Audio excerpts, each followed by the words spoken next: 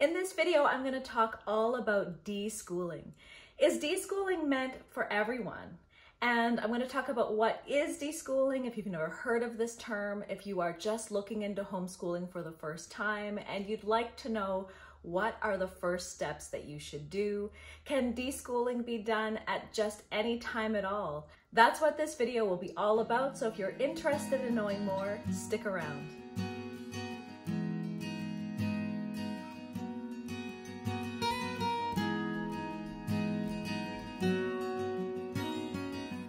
For those of you who aren't familiar with the term deschooling, or you've heard it but you really don't know what it means, here's a definition that I found from homeschooling.com. This seems to be the most comprehensive definition, so here it is.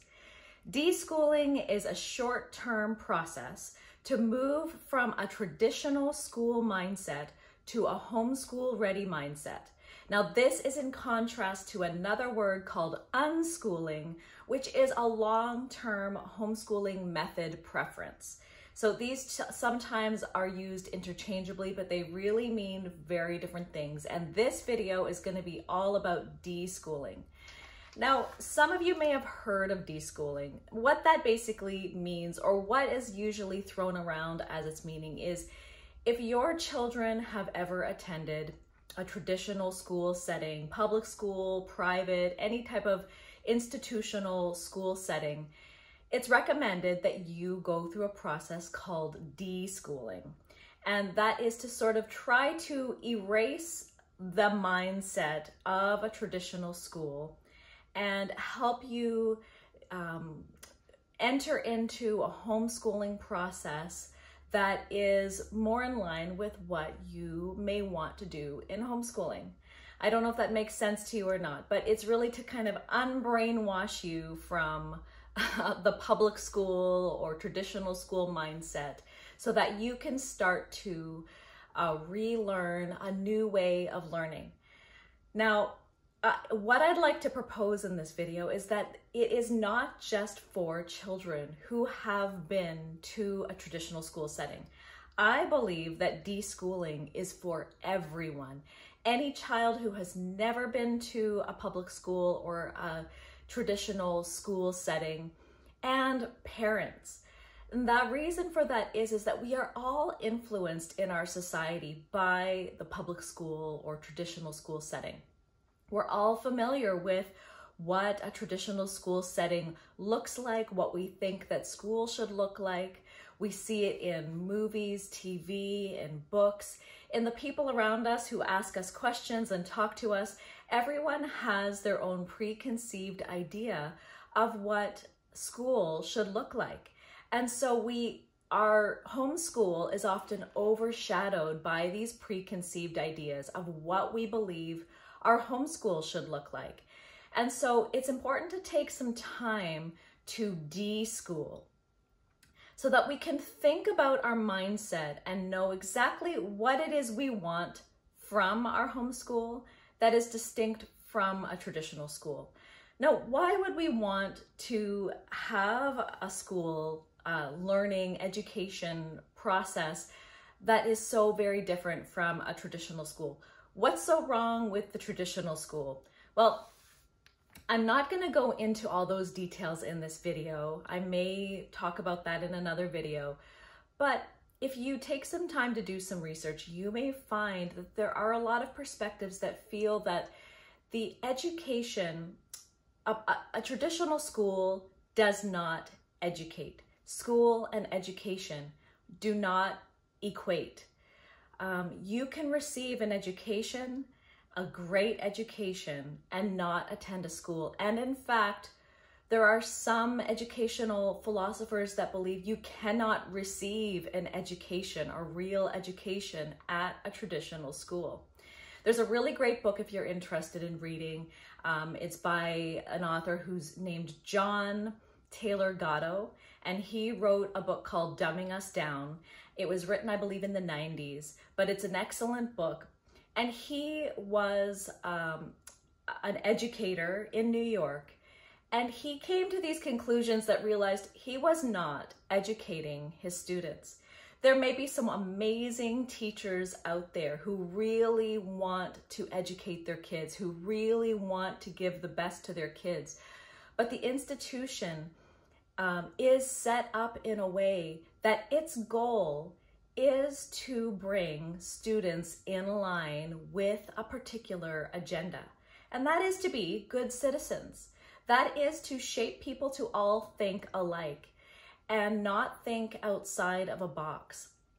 It's really teaching children, and this is from John Taylor Gatto's book, it's really teaching children to be intellectually and emotionally dependent on others.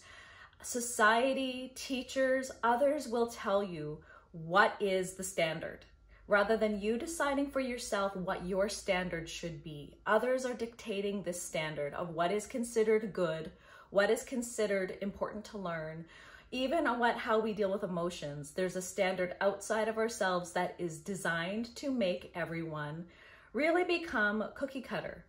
Students that leave a traditional school setting they may be able to think out of the box, but it's much harder to produce a child who can think for themselves independently, outside of the box, creative ideas coming from that type of setting.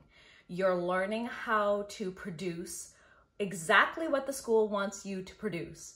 You're learning how to give answers that are the acceptable straight A answers, rather than being able to discover new and innovative ideas.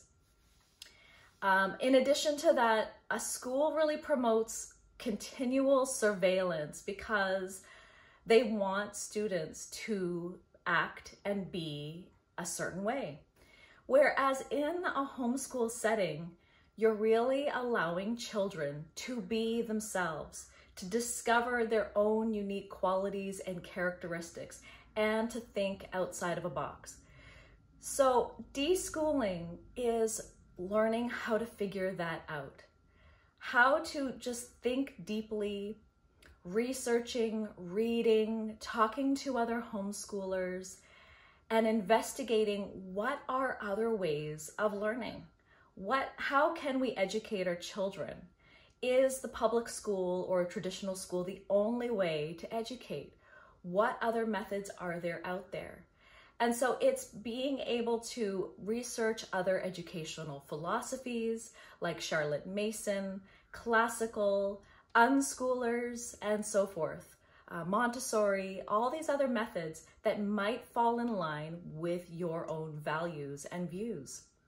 In our homeschool, we've chosen a Charlotte Mason and classical approach, and that is very different from what they would teach in public school. Now, there are classical schools, and they do try to help children think outside of the box. But where homeschooling, again, differs from a traditional institute or a classical institute is that you are able to provide to your child a one-on-one experience where you can help tailor their education based on their own personal needs, their own personal tastes and interests and passions, and you can help develop that much better because you are dealing with them on a one-on-one basis. So deschooling, I believe it starts with the parent. Most of us have been to the public school system or through a traditional education system, a schooling system. And so our minds are brainwashed, and we often we even fight, even no matter how long we've been homeschooling, we often default into trying to imitate the traditional school model. We look to traditional workbooks and textbooks, and even in the way that we expect our children to give the right answers and test them and all of these things. And we need to reflect on, is that really an education, or are we just having a checklist that we are checking off to make sure that they're meeting a certain standard and criteria? Are we helping them learn what they are truly passionate about, or that they want to research these ideas on their own because it truly is sparking an interest and joy in them, within them? And that is what an education is. So to deschool as a parent, we may have this idea of what we think school should look like. And when we hear other people talking about their ideas, we can be often very closed-minded. We don't want to talk to other unschoolers or Charlotte Masoners or classical or unit studies or a particular curriculum writer. You know, we may be like, oh, these people use this. We don't want to talk to them. This is no good. But I think it's really important to go and talk to other homeschoolers and have an open mind. Ask them questions about their philosophies, how they do things. Research all the educational philosophies out there and know what philosophy matches you and your children. I find in the present new homeschoolers, incoming homeschoolers, they seem less interested in anything related to an educational philosophy. They just want to know the exact steps. This is what you need to do, A, B, C, D, E, to do a homeschool successfully. They just want the steps, they just want the cliff notes, and they don't want to really research the whys behind the hows. But really to have a firm foundation in knowing the purpose and goals of your homeschool and how to help your children shape their education, it's really important to know at least some of the philosophy behind it. Research what really is going on in the public schools. Read books like John Taylor Gatto's Dumbing Us Down and several other books about philosophy of education. I really love Charlotte Mason's philosophy of education because she criticizes a lot of the other educational models out there and really shows evidence and proof of how reading just living books and allowing children to read great, excellent literature and narrate back what they are learning is the way that children truly learn. And that is how we need to first begin our deschooling process. Secondly, we need to constantly go back and reflect on what thoughts are we having that are really being shaped by our previous education experience. Or what thoughts are being spoken to us by our friends and family and neighbors and people in the community who really don't understand. People who don't homeschool have no idea why we homeschool. They really just don't get it. Everyone just sends their kids to public school. Everyone just puts their kid on a bus and sends them to school and they pick them up at the end of the day, and that's just what we do. We often know and understand that our children really just want to be at home. And that's not out of a laziness or a lack of a desire to learn, but there is this deep inner desire to be home with your family. When I did send my daughter to kindergarten, even though she loved learning, she did not, already as early as junior kindergarten at the age of 4, which is so young, she did not want to go to school. She would come up with reasons why she didn't want to go to school and would prefer to stay home and plead and beg to stay home. But that really is all children. Her classmate or former classmates who continue to go to the public school often tell her how they just wish they could be homeschooled just like she was, because there is a desire to want to be at home, and there is so much happiness and peace and rest, and where you have the freedom and ability to learn and educate your children throughout the day. It's not this set period of time. You really are learning as a family in all moments, whether it's through books or whether it's out in the community or out in nature or just doing home tasks and chores. Our children are always learning. And so school is not just a period of time where it's school time and now it's family time. Homeschool is really a collaboration of all of our life throughout and even further. Another part of deschooling is where we need to reshape the way we think about education. Education doesn't end when we get a diploma or a degree. And education is lifelong. And so as parents, we need to continue educating ourselves and show our children that we are educating ourselves. It doesn't have to be in topics like science or history. It could be that you want to learn how to garden or how to bake bread, or you want to start a podcast, or you want to write a blog, but you're showing your children that you are learning new things and that you're always growing as a person and always, following new interests and passions and learning in life. That teaches children that an education is lifelong and that it doesn't end when you receive your diploma. Now, for deschooling for children, it's recommended generally. Now, there are a lot of ways, but you really need to come up with your own deschool plan. Now, if your children have attended a public school or traditional school setting, it's recommended that you deschool them for 1 month for every year that they have attended school. So if they attended school for 1 year, you would deschool for 1 month. If they attended school for 6 years, you would deschool for 6 months. I won't get into the deschooling process now because it's really very unique, but you're not going to be doing essentially traditional learning. Now, of course, you might read books together, you may go on hikes, you may bake bread, you may do natural life lessons and reading and interest-based, but not this forced sit down and do your math and here's your workbook pages and do your copy work. You're not going to do those things. You're going to take a complete break to sort of help erase the time where they were shaped and formed by this idea of what school should be like. And it really, as I said, it starts with both parents, not just the homeschooling mom, but dads too need a time to deschool because they don't always understand exactly what you're doing, mom. And sometimes, and dads, of course, their input is very important, but their input will be better given if they can understand the goal and the direction that the homeschool should be heading in. Homeschool is not school at home.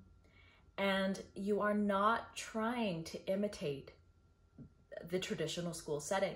Now, there are people who are doing that, but you are not reaping any benefit of what homeschooling truly could be.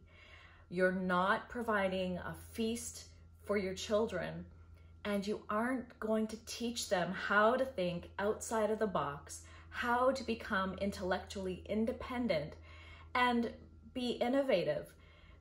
This world, the present world that we are in, our society, North America, Canada, the United States, and many other countries in the world is really suffering because we are not able to think outside of this box that we have been placed in. And part of that problem is because we have all been through the traditional school setting. Homeschooling, I believe, is really the answer to a lot of these problems, or schools really need to completely change their model and their approach. And that will be a very difficult thing to do.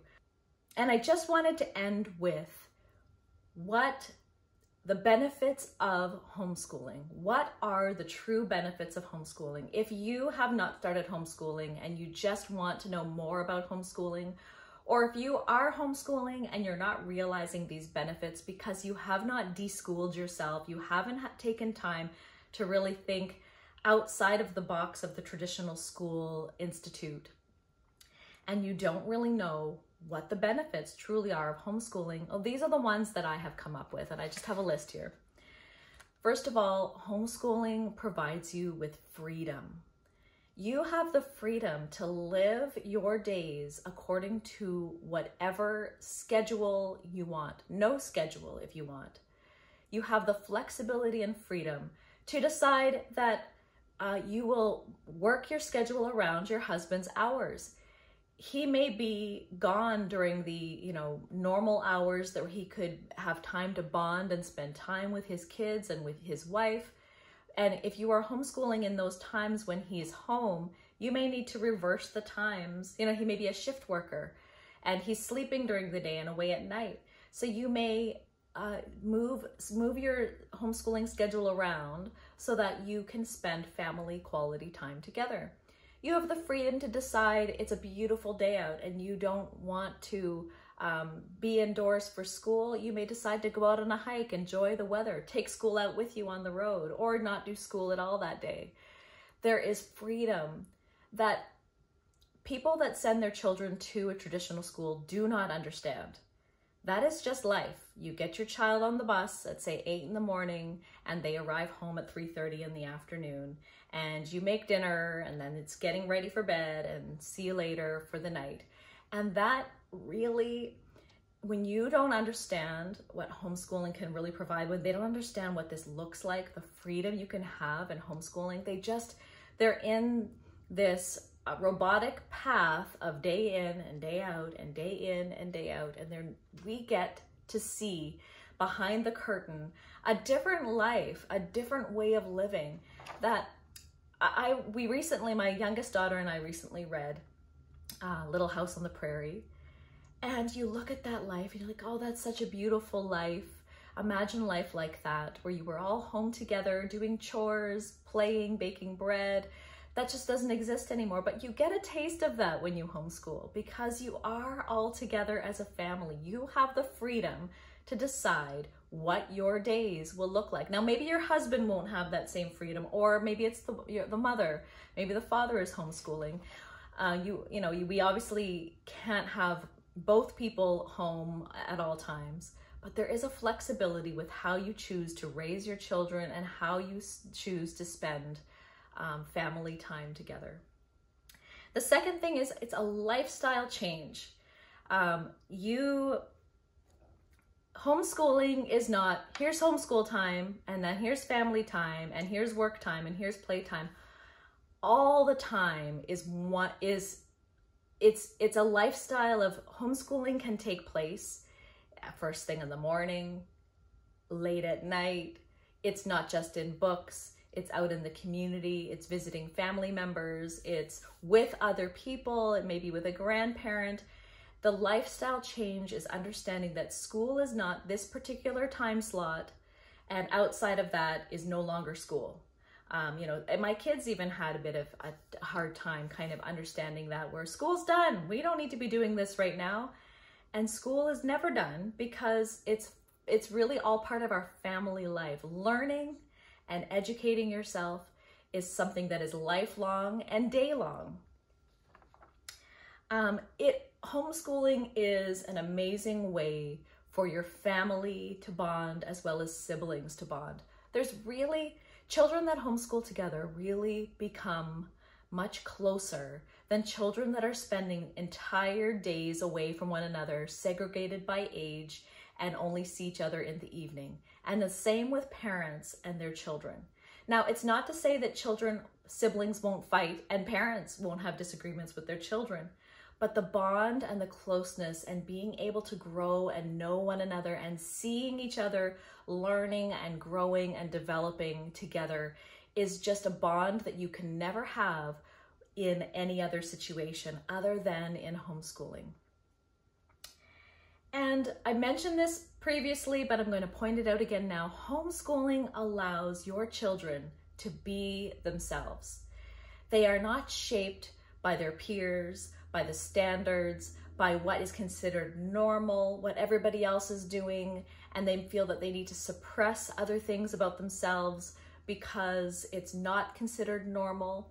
This may be where homeschoolers are considered weird at times, but it's not. We get to embrace the quirks that make us different and stand out above everybody else, because we get to be ourselves when we are in homeschool. And I find when we're around other homeschoolers, everyone is embraced for their differences and for who they are, rather than, well, all the kids are playing video games, so you all must play these same video games. All the kids are wearing this type of clothing, so you must wear this clothing. No, you can't. It's not normal for you to want to, do certain things. Everything is acceptable. You learn to embrace and accept how God made you different. And as you grow as an adult, you continue to embrace that and grow into who you are and how you are an individual. And you don't try to conform to everybody else. And the fifth thing I find that is a benefit from being a homeschooling mom or a homeschooling parent is you realize that you don't need as much time alone, as much me time, as society seems to tell us we need. Moms, you need your me time, and everyone celebrates and can't wait till they send their kids back off to school so you get your alone time again. But what you realize when you homeschool is you don't need as much me time as you thought you did. You find ways to have some personal time and some quiet time, and those things are important. But you don't need as much as you thought you did once you start homeschooling. You realize that you enjoy being together. You find ways to blend and work together as a family and give and take. And you find that you are giving to others and they are giving back to you, and you don't need all this space and alone time. And then many homeschooling moms, I'm not at that point yet, but when their kids grow up and leave the nest, you're missing all that time and interaction. So imagine never having it, what you will have missed out on your whole life. And then you send your children out of the nest, and often they don't return, or they don't return that often, because they've already learned how to live all these separate lives from each other. Whereas when you are together and you have much more family time and bonding time, you want to spend your days together. But that's all I have for you. I hope that you have gotten something from this.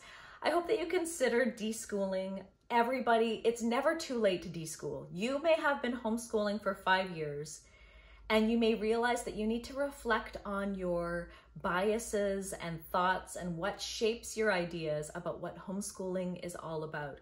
That in itself is deschooling. And maybe even kind of slowing down the pace and pushing forward on all this curriculum stuff with your kids, to have a moment to say, what is a better approach to educating my children? What will help bring them outside of the box and think independently and follow passions and follow their interests, rather than just saying, this is what we are supposed to teach our kids. This is what the state standards are. We've got to do all these things. Check, check, check. Okay, you're done school. There is a better way. There's a more peaceful and restful way, and a way that you really, truly will benefit your kids' futures. That's all I have for you. I thank you so much for watching, and I'll see you in the next one. Bye.